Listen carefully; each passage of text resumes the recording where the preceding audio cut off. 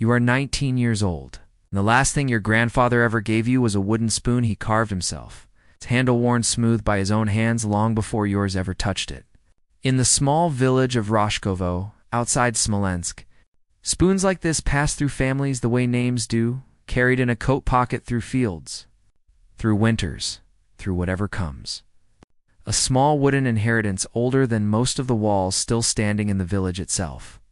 Your grandfather Pyotr fought in the First War and the Civil War after it, and he does not tell stories about either. He only presses the spoon into your palm the morning you leave for the front, his hands trembling slightly with age rather than fear. A soldier eats every day if he is lucky, he says. Let something from home be in your hand when you do. You slide it into your coat pocket, and it stays there through training. Through the frozen ruins of Stalingrad, through the burning wheat fields of Kursk, through 1,000 kilometers of liberated and reconquered ground, all the way to a city whose name every soldier in your army said aloud like a prayer for 3 brutal years. Berlin. Before the war reaches your village, your life is built from small, repeating things.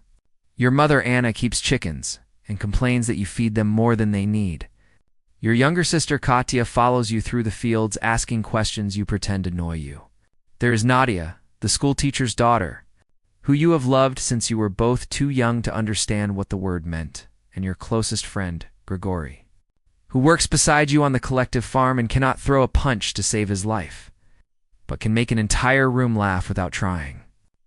Every autumn, the whole village gathers to bring in the harvest before the first hard frost. And your grandfather still insists on walking the fields himself despite his age, saying a man should know the ground that feeds him with his own boots rather than trust the word of younger men. Nadia teaches the village children their letters in the same small schoolhouse where her own mother once taught. And on Sunday evenings, you and Grigory walk her home along the river path, arguing about nothing in particular simply to make the walk last a few minutes longer. It is, you will realize only much later, an entirely ordinary life. And ordinary lives rarely announce themselves as precious until something enormous threatens to take them away. In the autumn of 1942, your draft notice arrives the same week German forces are fighting toward the Volga River, and you and Grigory are sent east together, trained hastily, and thrown into the ruins of Stalingrad within months. 2 farm boys handed rifles and told the city must not fall. Your sergeant, a Stalingrad veteran named Sokolov, who survived the factory district fighting with a permanent limp and very little patience for cowardice, teaches you the only lesson that matters in city fighting within your first week under his command, repeating it so often that Grigory begins mouthing the words along with him as a private joke neither of you ever dare share aloud. The building in front of you is not empty until you have personally proven it is empty. Stalingrad teaches you fear, and somehow, standing in its rubble at the moment of German surrender in February 1943, it also teaches you that fear can be survived. The years that follow blur into campaign after campaign, each one adding weight to a war that never quite lets you rest. Kursk in the summer of 1943, the largest tank battle in history. Fields turned into a graveyard of burning steel that you watch from an infantry trench. Praying no shell finds you before your own side's counterattack finally breaks the German offensive. The long push west through Ukraine, through Poland, through village after village where you learn to read exhaustion and liberation on the same civilian faces at the same time. Grigory stays beside you through all of it. And Sokolov, though wounded twice, refuses every offer of a reassignment, saying only that he intends to see Berlin himself before anyone convinces him he has done enough. You receive a new soldier into your squad during the Vistula-Oder offensive in early 1945. A 17-year-old named Petrov, who lied about his age exactly the way frightened boys in every army eventually do, and who reminds you enough of your own first terrified weeks that you find yourself watching over him the way Sokolov once watched over you. Between the great battles, the war teaches you 1,000 smaller lessons that never make it into any official account. How to read the particular silence of a village that has already been picked clean by retreating soldiers. How to sleep sitting upright against a tank hull during a 5-minute halt, waking instantly at the sound of an engine changing pitch. how to write letters home that describe weather and food and almost nothing else, because the truth would only travel across the page and land uninvited in your mother's kitchen. Grigory keeps a small deck of playing cards missing the Queen of Hearts. And the running joke through 3 years of campaigns is that whoever eventually finds a replacement, Queen owes the whole squad a bottle of good vodka. A joke that somehow survives Kursk, survives Ukraine, survives Poland, and arrives with you, still unfinished. At the banks of the Oder River in April 1945. By April 1945, your army stands on the banks of the Oder River, and the city beyond it is no longer an idea soldiers invoke to survive the war. It is visible, close enough that artillery crews joke grimly about finally being within range of something worth the effort. The final assault begins on April 16th with a bombardment so massive that the ground itself seems to shake loose from the sky. Searchlights turn skyward to blind the German defenders as tens of thousands of guns open fire simultaneously along the front. You cross the Oder under fire.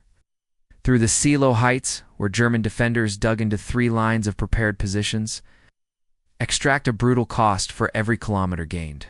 And by the final week of April, your division reaches the outskirts of Berlin itself. A city already collapsing under continuous bombing, its streets barricaded. Its remaining defenders a desperate mixture of exhausted Wehrmacht soldiers, Volkssturm militia barely trained and often barely armed, and fanatical SS units determined to make every building cost as many Soviet lives as possible. Street fighting in Berlin becomes unlike anything Stalingrad or Kursk prepared you for. Precisely because it is the mirror image of the war's beginning, the hunter now hunted in reverse. German soldiers defending their own capital with the same desperate ferocity Soviet soldiers once defended Stalingrad. Every building is a potential fortress. Every basement window can hide a Panzerfaust capable of destroying a tank in a single shot. Your squad advances through the city, 1 block at a time, clearing apartment buildings room by room, floor by floor, learning that a staircase is often more dangerous than an open street because retreat becomes impossible in either direction.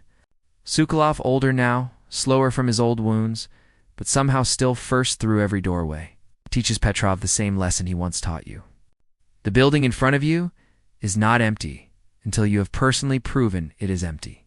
Petrov repeats it back to him like a soldier reciting scripture, and for a moment, amid rubble and gunfire, it almost sounds like something worth believing in completely.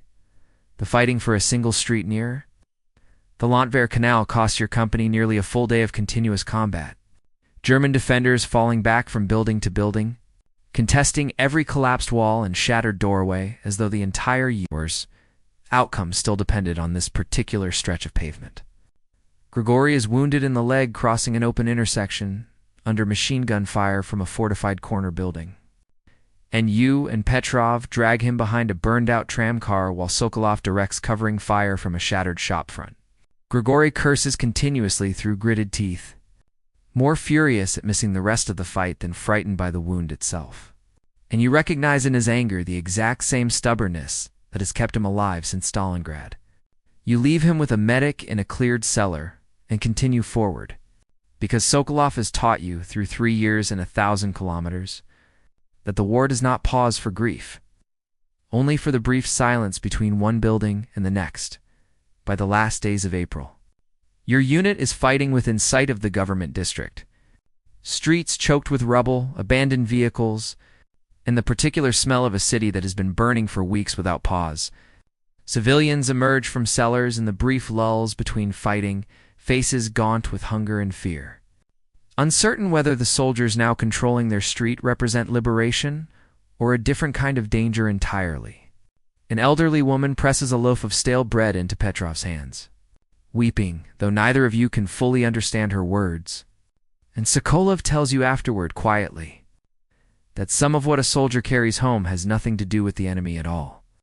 You see this repeated in small, unremarkable ways throughout those final days. A child sharing a hidden jar of preserves with soldiers who have not eaten a proper meal in 2 days. An old man in a torn Wehrmacht uniform from the last war weeping openly at the sight of Petrov's youth rather than his uniform's color. A woman refusing to leave a half-collapsed building because her husband's grave lies somewhere beneath what used to be the garden behind it. None of it fits neatly into the version of victory you imagined 3 years earlier in a Stalingrad trench. And you begin to understand that Sokolov's old lesson about clearing rooms applies just as much to understanding what this war has actually cost everyone standing inside its final week. Friend and enemy alike. On April 30th, word reaches your position that Hitler has died by suicide inside the Reichstag bunker complex. Though for another 2 days, the fighting around the Reichstag building itself continues with an intensity that suggests the news has not reached every defender, or that some of them no longer care. You are among the soldiers fighting toward the Reichstag itself during its final assault, a building already burning from artillery fire. Its interior a maze of barricaded corridors defended by soldiers who understand, more clearly than almost anyone else in the city, that this particular building has become a symbol worth dying over on both sides. The fighting inside is close, brutal, and disorienting. Corridors lit only by fire and muzzle flash. German and Soviet soldiers separated sometimes by a single collapsed wall. Petrov freezes at one doorway, and it is your hand on his shoulder, not Sokolov's this time, that finally moves him forward, an unspoken passing of the exact same lesson you once needed someone else to teach you. Smoke fills every corridor thick enough that men navigate as much by memory of the building's layout, shouted from soldiers who cleared the previous room as by actual sight. A German officer surrenders to your section near a stairwell on an upper floor, his uniform immaculate, despite the ruins surrounding him. And Sokolov accepts the surrender with a formality that feels strange after so many months of chaos, as though some old, careful part of the war's rules still insists on being honored even here, even now. In a building that both armies have already decided means more than the stone and steel it is built from, when Soviet soldiers finally raise a flag over the Reichstag's damaged dome on the 2nd of May, you are 3 streets away, still clearing a basement stairwell. And you learn about it only when a runner passes the news down the line in a voice too exhausted to sound as triumphant as the moment probably deserves. Berlin's garrison surrenders formally on May 2nd. 1945, though isolated pockets of resistance continue for another day, before the city finally completely falls silent. You walk through streets that no longer resemble anything from photographs you saw of this city before the war. Buildings reduced to blackened frames, rubble piled higher than a man's head in places. The particular quiet of a place that has been screaming for weeks, suddenly and unnervingly still. Sokolov finds you sitting against a shattered wall near the Reichstag, and for the first time in 3 years of fighting beside him, you watch him simply sit down, remove his helmet, and say nothing at all for several minutes. An old soldier, finally allowing himself to stop calculating what comes next. Grigory, recovering in a field hospital, sends word that he intends to dance at your wedding regardless of what shape his leg is in by then. And Petrov, 17, still though he has aged years inside this single spring, asks you quietly whether the war being over means he gets to go home now, or whether there is somewhere else they will simply send him next. You do not have an answer that feels honest enough to give a boy that age. So you tell him only that you intend to find out together. You return to Rozhakovo in the autumn of 1945. The village smaller than memory made it. Your grandfather Pyotr, thinner but alive. Your mother's chickens, somehow, exactly as loud as you remembered them. Nadia waits at the edge of the village. The day word arrives that your unit's train has reached the regional station, and neither of you says very much at first. Simply standing together, the way people do in 3 years of letters, cannot fully prepare to people for the actual weight of each other's presence again. That first evening, your grandfather sets an extra place at the table without being asked, though he says nothing about it. And you notice, watching his hands as he eats, that they tremble slightly more than they did 3 years earlier. Age finally catching up to a man who spent decades pretending it never would. Katya, taller now, asks whether you killed anyone.